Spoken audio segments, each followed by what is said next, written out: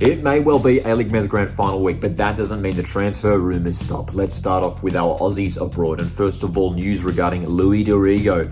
Front page football here have shared that according to sources in Poland, the Australian under-23 international Luis Dorigo, who was at Lechia Gdansk, is set to sign for an unidentified club in Australia. It is reported that he is back in the country, obviously a former Adelaide United midfielder. I could see him returning to Adelaide, but I'm sure there's just about every club in the A-League would love to bring Luis Dorigo back. A new club for Aussie Caleb Watts in England. He's signed with Plymouth Argyle for the next 3 years. And more talk regarding Nectar Triantis. Obviously, he was on loan at Hibs last season.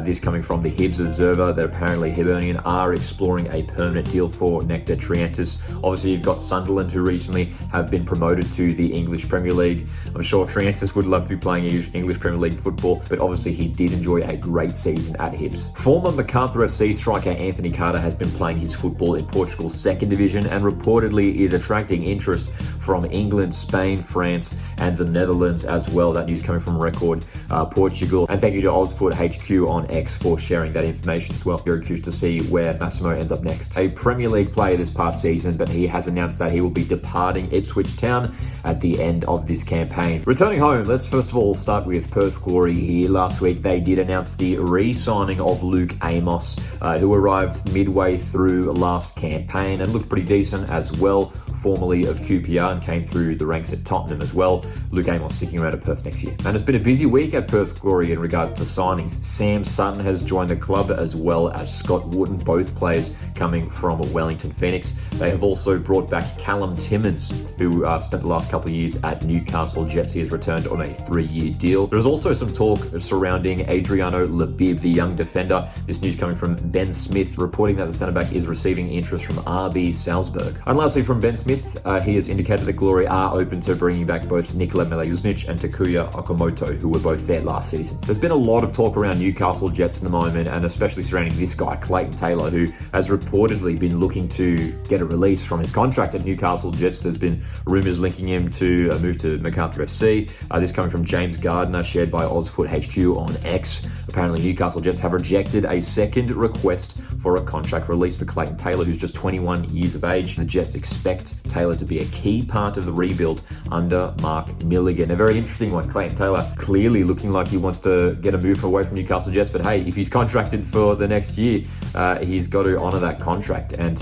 as it says here, I'm sure Mark Milligan would be very keen to keep a player of Taylor's quality at the club next year. There's been increasing talk in regards to Max Burgess and his potential move to Newcastle Jets here. James Gardner reporting the Newcastle Jets are definitely in for Max Burgess, while Andy O on Football Fever has recently stated that Newcastle Jets are leading the race for Max Burgess. Obviously, Max Burgess recently departing Sydney FC. And big news from Marco Monteverde. He has reported that Eli Adams is being chased by Austria Vienna and MK Dons there. So an interesting one for Eli Adams. A great season for him. A real breakout season where he was one of the star players in the A-League this year. Certainly one of Jets' best players. And it'll be a very well-deserved move if he does secure a move to Europe. Big news for Adelaide United. Socceroo's winger Craig Goodwin has returned to the club once again for the upcoming season, for the next 3 years. In fact, this is a big signing. Obviously, Craig Goodwin was playing over in Saudi Arabia last season.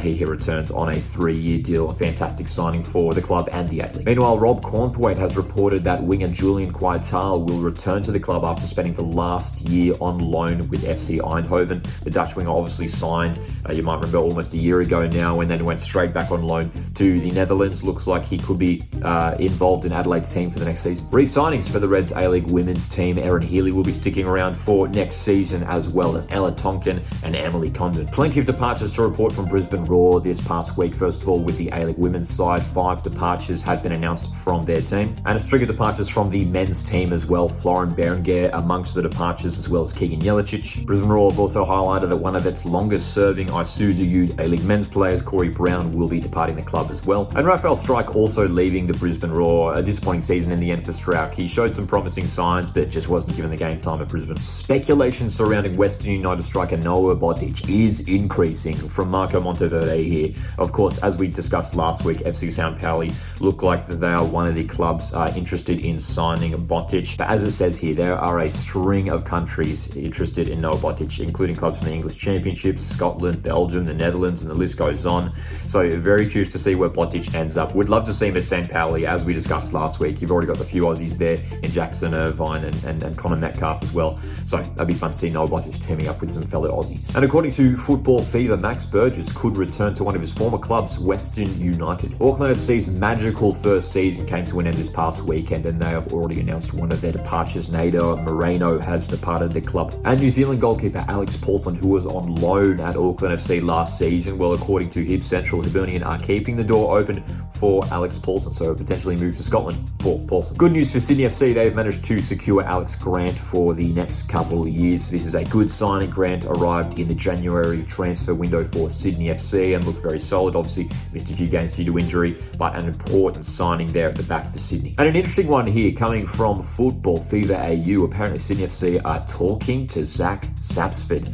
It is not a done deal yet, is the quote that we've got here. Sapsford will leave Western Sydney Wanderers. That much appears to be apparent. I'd be very surprised if he did end up back at Sydney FC. Obviously he came through the ranks there at the Sky Blues, then made that dramatic move to Western Sydney Wanderers. I mean, it would be certainly an interesting turn of events if he was to return to Sydney FC. Obviously he scored for Wanderers in the Sydney derby recently as well. And big news out of Wellington Phoenix from this past week. Kosta Barbarouses, their star striker, he was there for the last couple of seasons. He will be departing the club. And there appears to be increasing interest from rival A-League clubs in regard to Kosta Barbarouses. Andy O on Football Fever has indicated that Wanderers are leading the race for Kosta Barbarouses. Apparently Wanderers have offered Barbarouses a 2-year contract. Interesting. And while Melbourne Victory have been busy preparing for the A-League Men's Grand Final this weekend, again from Football Fever AU, it says here the Kosta Barbarouses, it is a fight between Western Sydney Wanderers and Melbourne Victory for his signature. Obviously Barbarouses did spend some time at Victory in the past. Could the New Zealand forward end up at Melbourne Victory once again? And finally, Macarthur FC have promoted a trio of youngsters on scholarship deals for the next few years. That's all the transfer news from across social media for the past week. If I've missed anything, feel free to throw it in the comment section and hit the like button on the way out to support the channel. Thanks guys for tuning in. Make sure to hit subscribe. Don't miss our transfer videos each week. My name is Lockie. This is AusWatch Football, and I'll see you in the next one.